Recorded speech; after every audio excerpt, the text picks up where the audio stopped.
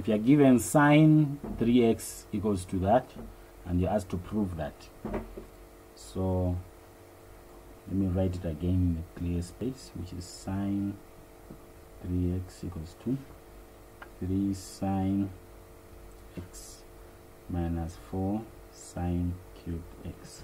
So I want to prove this. Now for me to prove, I need to find, I need to decide on what side am I proving, from what side. So I want to prove from the left to the right. You can choose to say, let me prove from the right to the left.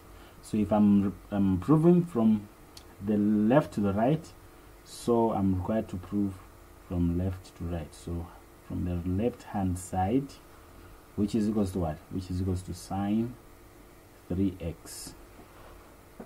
Okay, so sine 3x. Now this is what I'm going to do. I have to apply my compound identities and my double angle identities.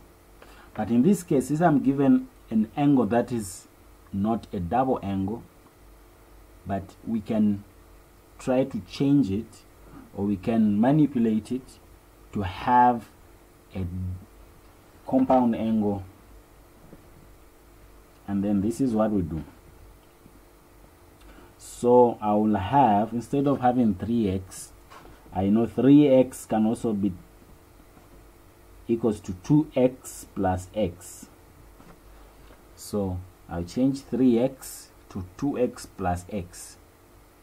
So in this form, then it can be a double angle, sorry, a compound angle. So 2x plus x gives you 3x.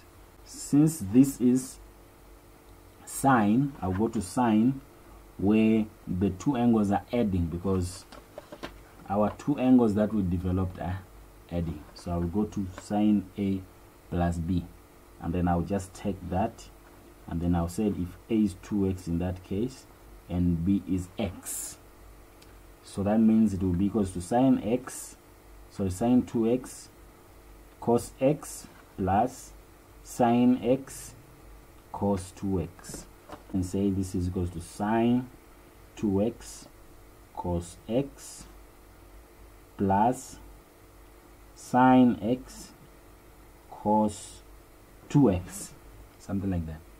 So at this level now, what I can do now is to locate my double angles, which is 2x and cos 2x.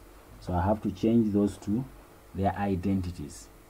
For double angle for sine, it will be 2 sine x cos x, then that is the double angle, then times cos x, that is plus sine x in that regard.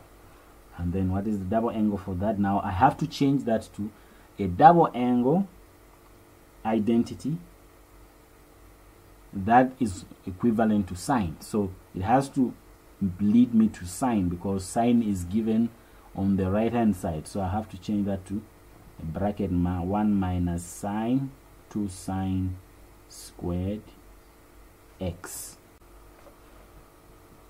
Okay, let's simplify and see. So I have this is equals to 2 sine x.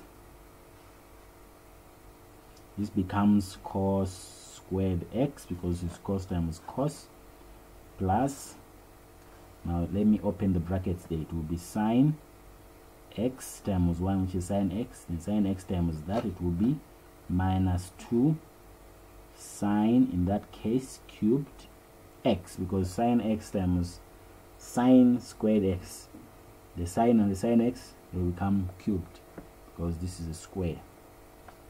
Then from there, I have now to change this to sine again. I need to change the cos to sine. So how do I change cos to sine? I have to introduce my square identity.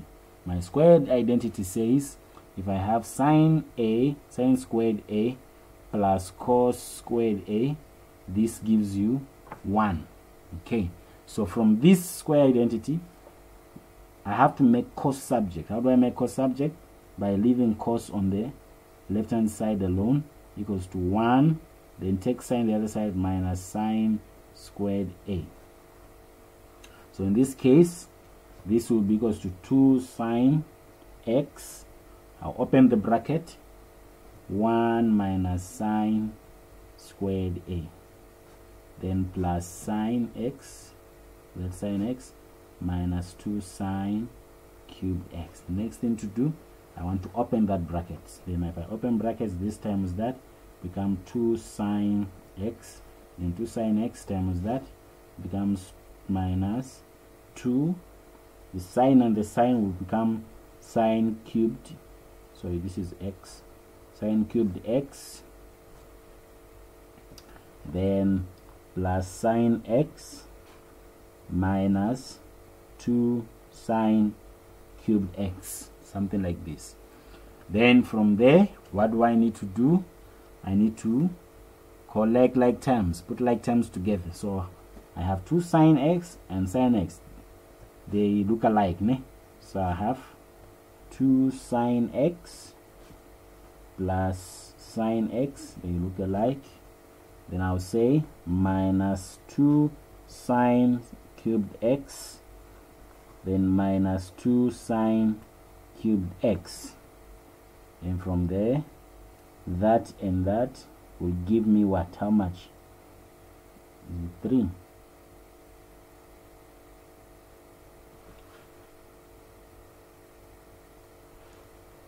So this plus that will give me 3 sine x, and that's minus 2. Minus 2 will give me minus 4 sine cubed x, which this is goes to the right hand side, and this is proven.